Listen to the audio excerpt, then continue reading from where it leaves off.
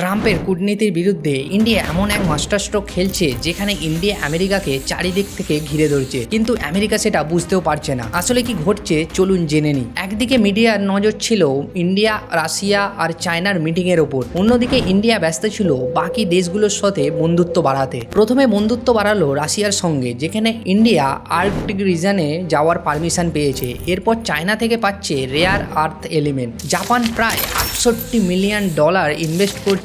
আর recently India স্পেনকে নিজের দিকেও টেনে নিয়েছে, যেখানে স্পেন ইন্ডিয়ার সঙ্গে মিলে জেট ইঞ্জিন ডেভেলপমেন্টের ওপর কাজ করবে। অন্যদিকে ফ্রান্স ব্রিক ২০২৬-এ ইন্ডিয়া প্রেসিডেন্সির জন্য ফুল সাপোর্ট দিচ্ছে। এছাড়াও ফর্মার ইটালিয়ান প্রাইম মিনিস্টার র্যাঞ্জি সরাসরি বলে দিয়েছেন ইউরোপ নিড ইন্ডিয়া। শুধু তাই নয়, ইন্ডিয়া ল্যাটিন আমেরিকাতেও পৌঁছে গেছে, যেখানে কলম্বিয়া, পেরুর মতো দেশের ওপর আগে ইউএস এর চাপ ছিল, কারণ তারা বেশি চায়নার সঙ্গে সম্পর্ক রাখত। এখন এই দেশগুলোই রেয়ার আর্থ এলিমেন্ট সাপ্লাই করছে। আর এটা তো সবে শুরু, এখনো অনেক লম্বা পথ বাকি। কমেন্ট বক্সে জানাও ইন্ডিয়ার এই মুভগুলো দেখে কোন দেশ সবচেয়ে বেশি ভয় পাচ্ছে।